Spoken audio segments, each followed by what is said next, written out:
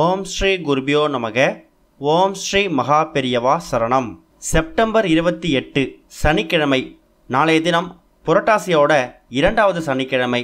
அது மட்டும் இல்லை, பெருமாளுக்குரிய ஏகாதசி விரதமும் சேர்ந்து வந்திருக்குது.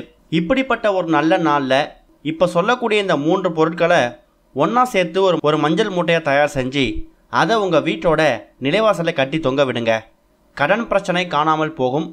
பணப்பிரச்சனை உங்களுக்கு வாழ்நாள் முழுவதும் இருக்கவே இருக்காது. அது என்ன மூட்டை, அதை எப்போ தயார் செய்யணும் அப்படிங்கிறத பற்றி பார்ப்போம். அதுக்கு முன்னாடி நம்மளோட வீடியோஸை இப்போ தான் நீங்கள் ஃபஸ்ட் டைம் பார்க்குறீங்கன்னா மறக்காமல் சப்ஸ்கிரைப் பண்ணிக்கோங்க. தொடர்ந்து இது மாதிரி அப்டேட் தெரிஞ்சுக்கிறதுக்கு பக்கத்தில் இருக்கக்கூடிய நோட்டிஃபிகேஷன் பெல்லை கிளிக் பண்ணி ஆல் அப்படிங்கிற செலக்ட் பண்ணிக்கோங்க. இப்போ என்ன மூட்டையை தயார் செய்யணும் அப்படிங்கிற பற்றி தெரிஞ்சுக்கலாம். நிறைய பேருக்கு வாழ்க்கையில் நிறைய பிரச்சனைகள். சில பேருக்கு முன்னேற்றம் இருக்காது. செய்யக்கூடிய வேலையை அப்படியே செஞ்சுக்கிட்டு இருப்பாங்க. அந்த வேலையிலேருந்து கொஞ்சம் முன்னேறி போகலான்னு பார்த்தா, ப்ரொமோஷன் கிடைக்கும்னு பார்த்தா, எவ்வளவு முயற்சி மேற்கொண்டாலும் அது தோல்வியில் தான் முடியும். சம்பள உயர்வு அப்படிங்கிறதும் சரியாக கிடைக்காது. பிள்ளைகளோட படிப்பில் கொஞ்சம் கூட முன்னேற்ற பாதைக்கு செல்லாமல் அதே மாதிரி இருப்பாங்க. ஆனால் அவங்களுக்கு முதல் மதிப்பெண் எடுக்கணும்னு ஆசையும் இருக்கும். உங்கள் பிள்ளைகள் அதிபுத்திசாலியாக மாறணும்.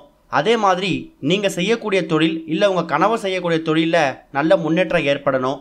வேலையில் நல்ல முன்னேற்றம் ஏற்படணும். உத்தியோக உயர்வு, ஊதிய உயர்வு கிடைக்கணும் அப்படிங்கிற மாதிரியும் இது மாதிரி பல வேண்டுதல்களுக்கு இந்த ஒரு பரிகாரம் ரொம்பவே கை கொடுக்கும். பொருளாதாரத்தில் நடுநிலைமையில் இருக்கிறோம். இன்னும் கொஞ்சம் பொருளாதாரத்தில் உயரணும்.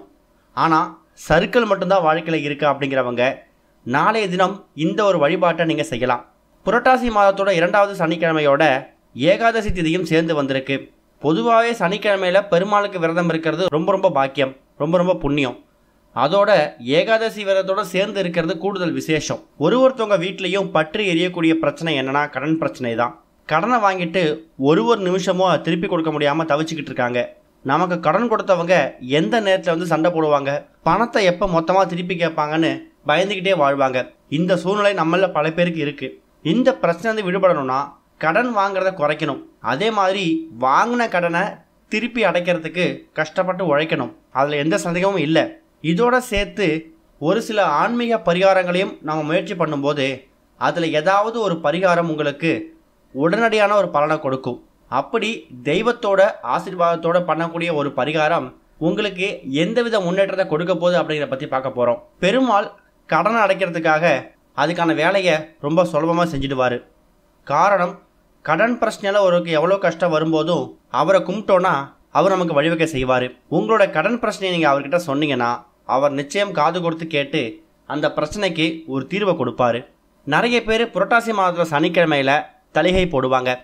தலிகை போடுறவங்களாக இருந்தாலும் சரி, தலிகை போடக்கூடிய வழக்கம் இல்லாதவங்களாக இருந்தாலும் சரி, நாளைய தினம் அதிகாலை எழுந்து சுத்தபத்தமாக குளிச்சுட்டு உங்களோட சனிக்கிழமைக்கான அன்றாட பூஜைகளை வழிபாடுகளை நீங்கள் செய்யலாம். நாளைக்கு மாலை 6:10 வரைக்கும் தான் ஏகாதசி திதி இருக்குது. ஒருவேளை ஏகாதசிக்கான விரதம் வழிபாடு செய்யணும்னா அது எல்லாத்தையும் மாலை ஒரு 6 மணிக்குள்ளே செஞ்சிடுங்க. இது போக இப்போ நாம் சொல்லக்கூடிய இந்த ஒரு மஞ்சள் நிற மூட்டையை நீங்கள் உங்கள் வீட்டோட பூஜை அறையில் தயார் செஞ்சு அதை வீட்டோட நிலைவாசலில் கட்டணும்.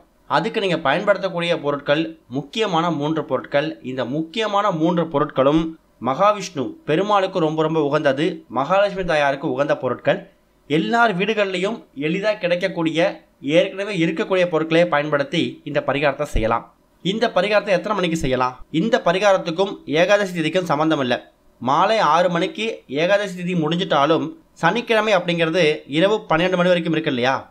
அதனால் குடும்ப அளவுக்கு இரவு ஒரு 8 மணி 9 மணி, அதாவது செப்டம்பர் 28ஆம் தேதி புரட்டாசியோட 2வது சனிக்கிழமை இரவு ஒரு 8-9 மணிக்குள்ள உங்களோட ஓய்வு நேரங்களில் இதை நீங்கள் பண்ணிடுங்க. இந்த பரிகாரத்துக்கு முக்கியமாக 3 பொருட்கள் பயன்படுத்த போகிறீங்க. முதல்ல ஒரு துணி ஒன்று, மஞ்சள் துணி எடுத்துக்கோங்க. ஒருவேளை மஞ்சள் துணி இல்லையா, வெள்ளை நிற துணி இருந்துச்சுன்னா அதை மஞ்சள் கலந்த தண்ணீரில் கொஞ்ச நேரம் ஊற வச்சுடுங்க. அது மஞ்சள் துணியாக மாறிடும். அதுக்கப்புறம் அதை பிழிந்து காய வச்சு நீங்கள் பயன்படுத்திக்கலாம். இதில் நீங்கள் சேர்க்கறதுக்கு முக்கியமான 3 பொருட்கள் பயன்படுத்த போகிறீங்க. முதல் பொருள் நாமக்கட்டி. பெருமாள் அப்படின்னு சொன்னாலே அவருடைய ஒரு மிகப்பெரிய அடையாளம் நாமம்தான். திருப்பதிக்கு போகிறவங்களா இருந்தாலும் சரி, இல்லை ஒரு சனிக்கிழமைகளில் பெருமாள் கோயிலுக்கு போகிறவங்களா இருந்தாலும் சரி, சில பேர் கண்டிப்பாக நெத்தியில் நாமம் வைக்காமல் போக மாட்டாங்க. அந்த நாமம் வச்சுக்கிறதுக்கான ஒரு முக்கியமான பொருள் என்ன? நாமக்கட்டி தான். அந்த ஒரு நாமக்கட்டியை ஒன்று வாங்கிட்டு வந்து வச்சுக்கோங்க. அடுத்ததாக பச்சை கற்பூரம். பச்சை கற்பூரத்தோட பதிவை பற்றி மகிமையை பற்றி நம்மளே பல வீடியோஸில் பேசியிருக்கோம். பச்சை கற்பூரத்தையும் பெருமாளையும் பிரித்து பார்க்க முடியாது. பச்சை கற்பூர வாசம் எங்கெல்லாம் இருக்குதோ அங்கெல்லாம் பெருமாளோட அனுகிரகம் இருக்குமா. அதனால தான் கோவில்கள்லையும் வீடுகள்லையும் பெருமாள் வழிபாட்டப்ப எல்லா பொருட்களையும் பச்சை கற்பூரம் சேர்க்குறாங்க. உதாரணத்துக்கு பெருமாள் கோவிலுக்கு ஆஞ்சநேயர் கோவிலுக்கு போங்களேன், அங்கே கொடுக்கக்கூடிய துளசி தீர்த்தத்தில் கூட கொஞ்சமாக பச்சை கற்பூரத்தை ஒரு துளி அளவு கலந்துருப்பாங்க. அங்கே கொடுக்கக்கூடிய கேசரி சர்க்கரை பொங்கல்னு என்ன இனிப்பு பிரசாதமாக இருந்தாலும் அதில் கொஞ்சமாக பச்சை கற்பூரம் சேர்த்துருப்பாங்க. ஏன்னா அந்த பச்சை கற்பூரம் அப்படிங்கிறது அந்த வாசனை நம்ம உணரும் போதே ஒரு தெய்வீக தன்மை ஏற்படும். அந்த தெய்வீக தன்மையில் பெருமாள் இருப்பாராம். அதுக்காக தான் பச்சை கற்பூரத்தை அதிகமாக பயன்படுத்துகிறோம். அதனால் சின்னதாக ஒரே ஒரு துண்டு பச்சை கற்பூரத்தை எடுத்து வச்சுக்கோங்க. மூணாவது ஏலக்காய். இந்த ஏலக்காயோட மகிமை அப்படிங்கிறது சொல்லி தெரிய தேவையில்லை. வாசனை மிகுந்த எல்லா பொருட்கள்லையும் மகாலட்சுமி தாயார் வாசம் செய்கிறாங்கன்னு உங்களுக்கே தெரிஞ்சிருக்கும்.